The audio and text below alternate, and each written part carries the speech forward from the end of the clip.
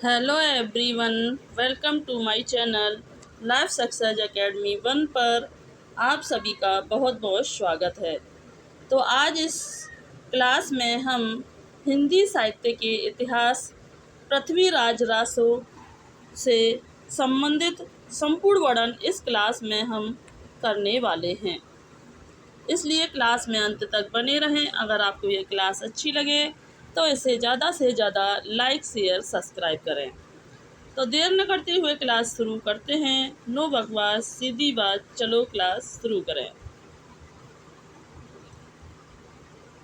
देखते हैं कि पृथ्वीराज रासो से संबंधित जितनी भी महत्वपूर्ण बिंदु हैं उन सभी का वर्णन हम इसमें करेंगे, जो कि परीक्षा की दृष्टि से बहुत ही महत्वपूर्ण होंगे। सबसे पहले देखते हैं, पृथ्वीराज रासो हिंदी का प्रथम महाकाव्य है। क्या है? पृथ्वीराज रासो जो है वो हिंदी का प्रथम महाकाव्य है। इसके रचयिता चंद्रवड़ दाई हैं, जो पृथ्वीराज चौहान के अंतरंग माने जाते हैं। कौन थे? पृथ्वीराज चौहान के अंतरंग माने जाते हैं। सर्वप्रथम जो है पृथ्वीराज रासो का उल्लेख 1665 ईस्वी में मिलता है। दलपति विजय मिश्र जसवंत उद्धोत में मिलता है। तो सर्वप्रथम पृथ्वीराज रासो का जो उल्लेख मिलता है, सॉरी यहाँ पर ये गलत हुआ है, यह 1665 नहीं 1650 है। क्या है? यहाँ सर्वप्रथम पृथ्वीराज रासो का जो उल्लेख मिलता है वो 1650 ईस्वी में जसवंत उद्धोत की रचना में मिलता है। पृथ्वीराज रासो का जो रचना काल है और इसका मूल रूप सर्वाधिक विवादास्पद है। तो जो पृथ्वीराज रासो है यह सबसे ज़्यादा विवाद में रहने वाली रचना है। तो इसमें देखते हैं कि पृथ्वीराज रासो को अप्रमाणित मानने वाले हैं। तो पृथ्वीराज रासो को अप्रमाणित मानने वाले कौन हैं? नंबर 1 है गौरी शंकर। नंबर 2, गौरी शंकर जो हैं पृथ्वीराज रासो को अप्रमाणित मानते हैं। हीराचंद ओझा जो हैं यह पृथ्वीराज रासो को अप्रमाणित मानते हैं। नंबर 3 है मुंशी देवी प्रसाद। तो मुंशी देवी प्रसाद जो हैं यह भी पृथ्वीराज रासो को अप्रमाणित मानते हैं।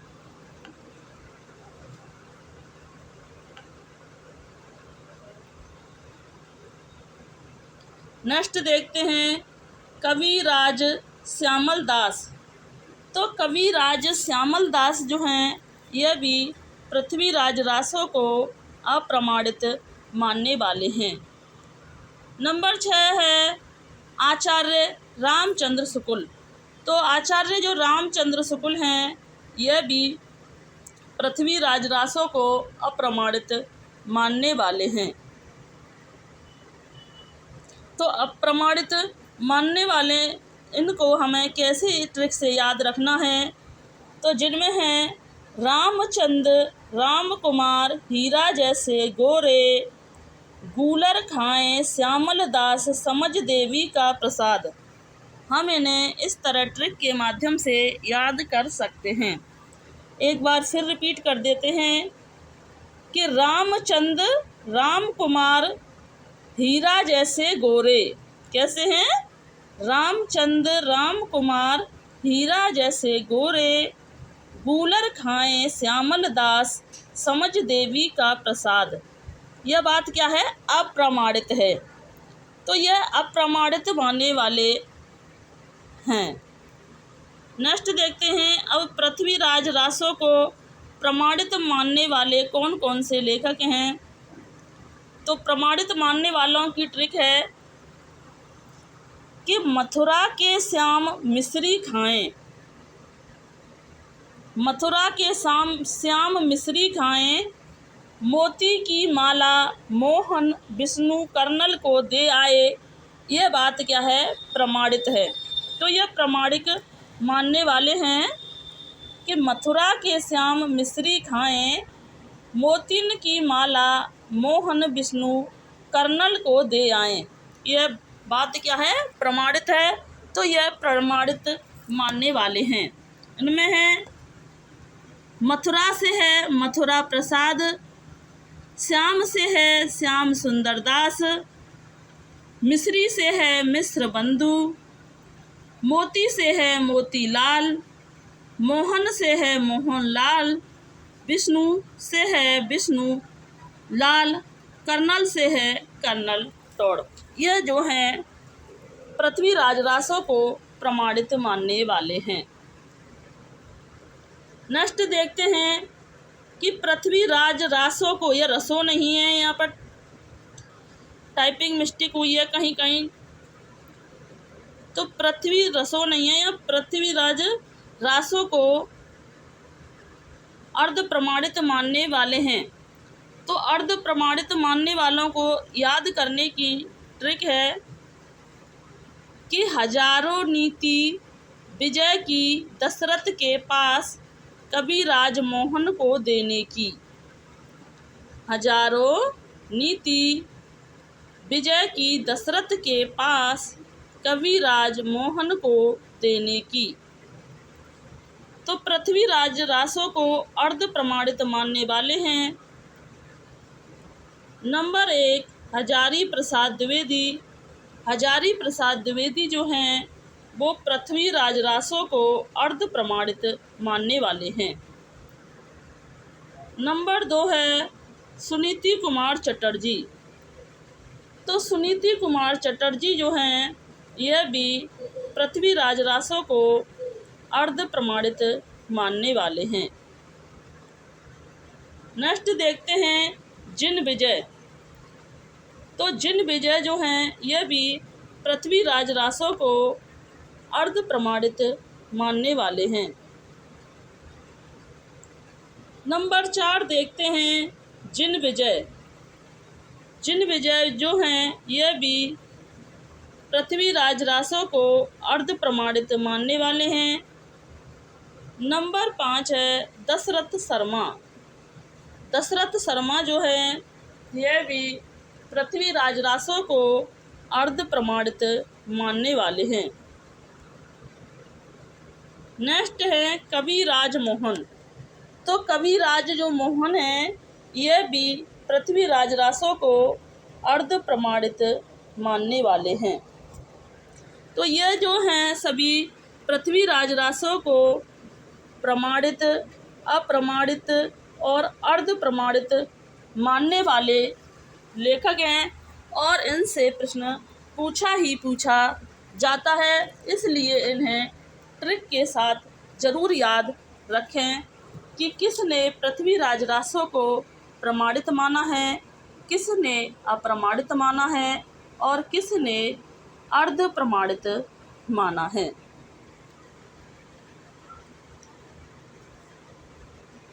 हजारी प्रसाद द्विवेदी के अनुसार पृथ्वीराज रासों की रचना जो है सुख सुखी संवाद के रूप में हुई थी। कैसे हुई थी?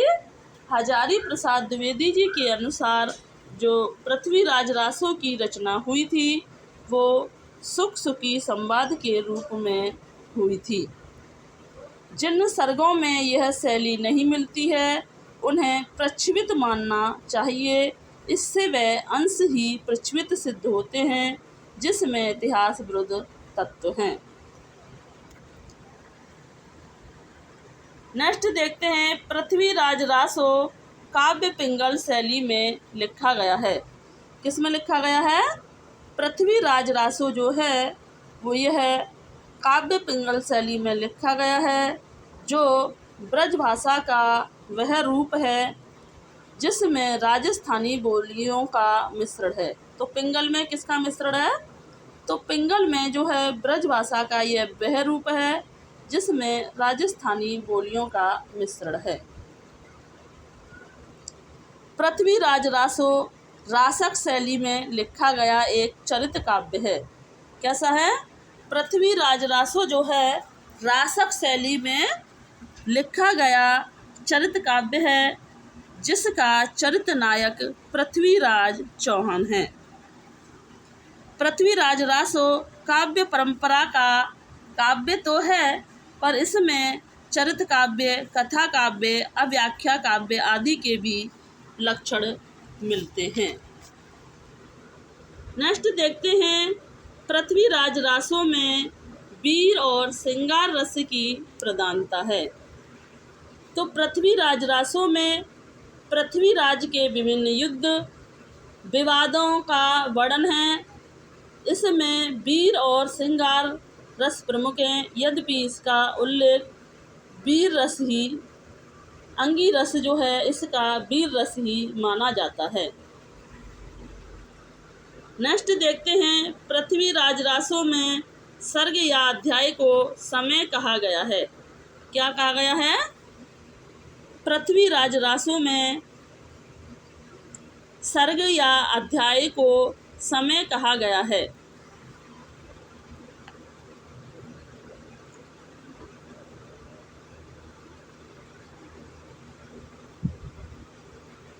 नेक्स्ट देखते हैं, इस महाकाव्य में 69 समय हैं। कितने हैं?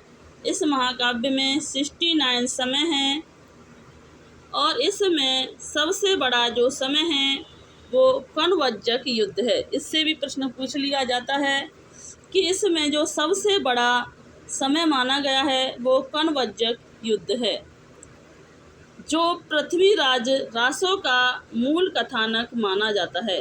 क्या है? कनवज्जक युद्ध जो है यह पृथ्वीराज रासों का मूल कथानक माना जाता है। नेक्स्ट देखते हैं, पृथ्वीराज रासों में 68 प्रकार के वार्णिक छंद मिलते हैं। कितने मिलते हैं? पृथ्वीराज रासों में 68 प्रकार के वार्णिक छंद मिलते हैं, किंतु छप्य चंद्रवरदाई का प्रिय छंद है। इसमें 68 प्रकार के मतलब 68 प्रकार के वार्णिक छंदों का वर्णन किया गया है, लेकिन छप्य चंद्रवरदाई को प्रिय छंद जो है छप्य है। कौन सा है? चंद्रवरदाई का जो अपना प्रिय छंद है वो छप्य है। शिव सिंह सरोज के रचयिता शिव सिंह सेंगर ने, किसने? शिव सिंह सरोज के रचयिता शिव सिंह सेंगर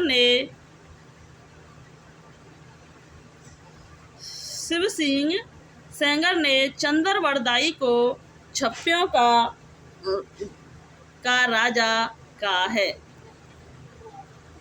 नेक्स्ट देखते हैं, चंद्रवरदाई ने अपनी भाषा को सट भाषा कहा। किसने? चंद्रवरदाई ने अपनी भाषा को क्या कहा था? चंद्रवरदाई ने अपनी भाषा को सट भाषा कहा था, तथा पृथ्वीराज चौहान को 6 भाषाओं का ज्ञाता कहा है। किसने? पृथ्वीराज चौहान को चंद्रवरदाई ने पृथ्वीराज चौहान को 6 भाषाओं का ज्ञाता कहा है। फर्रुखाबाद के कलेक्टर चार्ल्स एलियट ने सर्वप्रथम सन 1865 ईस्वी में पृथ्वीराज रासों को प्रकाशित कराया था। किसने कराया था? चार्ल्स एलियट ने सर्वप्रथम सन 1865 ईस्वी में पृथ्वीराज रासों को प्रकाशित कराया था। मुनि जिन विजय के द्वारा पुरातन प्रबंध संग्रह में 2 ऐसे प्रबंध ऐसे हैं जो पृथ्वीराज तथा जयचंद से संबंधित हैं। पृथ्वीराज रासों के 4 पद पुरातन प्रबंध संग्रह में संकलित हैं। पुरातन प्रबंध संग्रह में संकलित 4 पदों में से 2 पदों में जल्लह का नाम आता है, जिससे यह प्रमाणित होता है कि चंद की जो अधूरी रचना थी, चंद की अधूरी रचना पृथ्वीराज रासो के को उसके पुत्र जल्लड़ ने पूरा किया था। किसने किया था? तो चंद की जो अधूरी रचना थी पृथ्वीराज रासो को उसके पुत्र जल्लड़ ने पूरा किया। जैसा कि स्वयं चंद ने उल्लेख किया है कि रासो जल्लड़ हत्त दे, रासो जल्लड़ हत्त दे चले गंजन नृप काज। ये पंक्ति भी बहुत पूछी जाती है कि ये किसके द्वारा रचित है। तो ये पंक्ति जो है चंद्रवरदाई के द्वारा रचित है। इसमें बताया गया है कि रासो ग्रंथ को उनके पुत्र जल्लड़ ने पूरा किया था। आचार्य हजारी प्रसाद द्विवेदी ने स्वयं संपादित संक्षिप्त पृथ्वीराज रासो में रेवा टट्ट को स्थान नहीं दिया है। किसने? हजारी प्रसाद द्विवेदी ने पृथ्वीराज रासो में रेवा टट्ट को स्थान नहीं दिया है। पृथ्वीराज रासो की भाषा का प्रथम जो अध्ययन ग्राउज ने किया था। किसने किया था? पृथ्वीराज रासो की भाषा का जो अध्ययन किया था वो ग्राउज ने किया था। डॉक्टर दशरथ शर्मा तथा मीना राम रंगों ने पृथ्वीराज रासो की भाषा अपभ्रंश या पुरानी हिंदी माना है। गारसा दातासी के अनुसार पृथ्वीराज रासो की भाषा कन्नौजी है। कैसी है? गारसा दातासी के अनुसार पृथ्वीराज रासो की भाषा जो है वो कन्नौजी भाषा मानी गई है।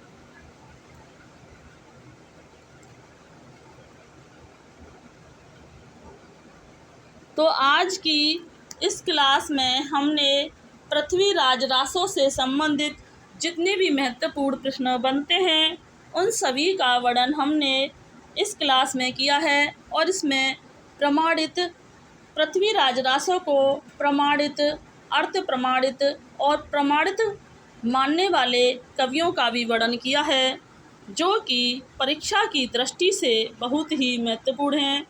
इसलिए इनको ट्रिक के साथ ज़रूर याद करें। इससे प्रश्न पूछे जाते हैं जो कि हमें बहुत ही कन्फ्यूजन करने वाले होते हैं। इसलिए हमें इन्हें अपनी नोटबुक में नोट करके ट्रिक के साथ ही याद कर सकें।